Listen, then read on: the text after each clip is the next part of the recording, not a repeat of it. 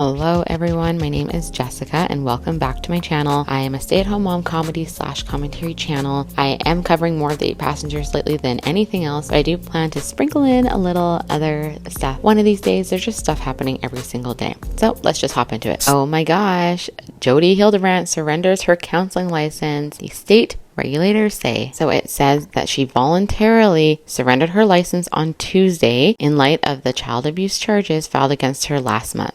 A spokesperson from the Utah Department of Commerce said given the heinous abuse allegations, the agency felt that the surrender of the license was best course of action to protect the safety of Hildebrandt's patients and clients. The article goes on to educate us that Hildebrandt first became a licensed health professional in Utah in 2003, acquiring her associate clinical mental health counselor license in May of that year. She was later licensed as a clinical mental health counselor in July of 2005. So the article continues on and says that she ultimately decided to surrender her license just while her charges are active. So it's going to limit her to practice in any way until she is cleared of all charges, in her opinion. This next part is hilarious to me, and I find it amusing that it says her voluntary surrender is not considered a disciplinary action. Hildebrandt was able to consult with an attorney before doing so. A stipulation in order regarding the surrender states the division has not issued a finding of unlawful conduct. Now, to us who don't have a lot of government connections and connections within our community, this will sound absolutely insane. Like, how do they not see that what she's done is unlawful in any way? But I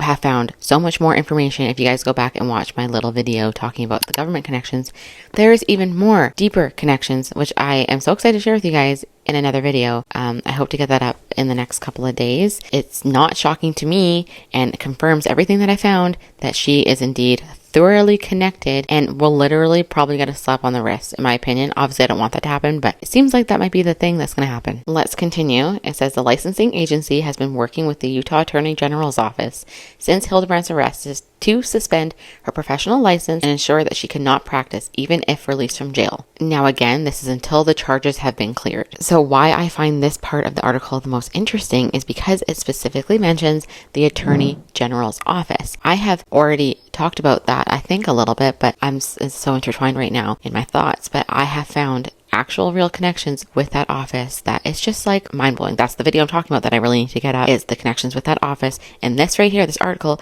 was the missing piece that I needed. Now, when this all broke, we all heard about how Jodi had her license suspended for 18 months because she has shared about a client's personal information. And here in this same article, it states that this happened to a married couple who had a pornography addiction in 2008. But then I found this information that she saw them between 2008 and 2010, and Hildebrandt had repeatedly discussed the couple with the LDS clergy, and apparently the LDS church had taken her off their recommendation list. But this is back in 2010, which is very interesting because of the stories that have come out recently from years beyond that. So then here it says that her license was suspended for 18 months, January 25th, 2012. And what's interesting to me about this year, 2012, is that Jodi had a lot of things start in her life in 2013. A lot of these connections, a lot of things like her house getting built, that started, I'm going to have to put it on the screen because I can't remember the exact year, but I believe it was a few years, give or take, around this year. So she decided to make a bunch of changes, and then she got way more connections. And so even though it states in the article that she was taken off the LDS recommendation list, that doesn't really mean anything, because maybe back then she was, but then she proved herself, or did who knows what she did to gain their trust again. So while yes, it is great that she has surrendered her license,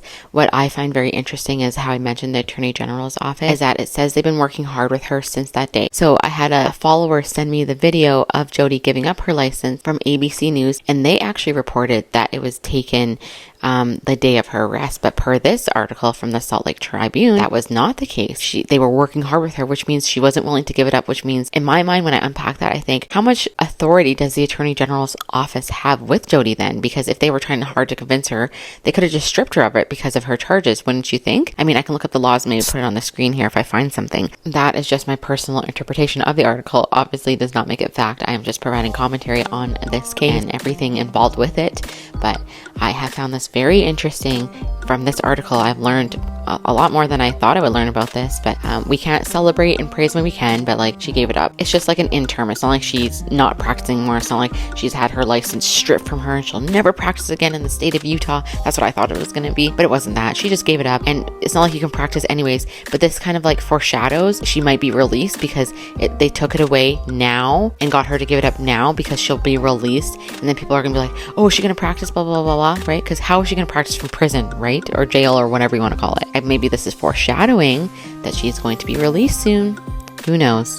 So that is all I have for this video today. Thank you to everyone who has stuck around and who has subscribed, who likes this video, who comments my videos. I really appreciate the dialogue happening in my comment section. Even if we all disagree, that is totally okay. Having dialogue is very important, and to not shut down conversation, right? Whenever I get this up, whether it's the morning or the night, I hope you guys are having a fantastic day. Bye, guys.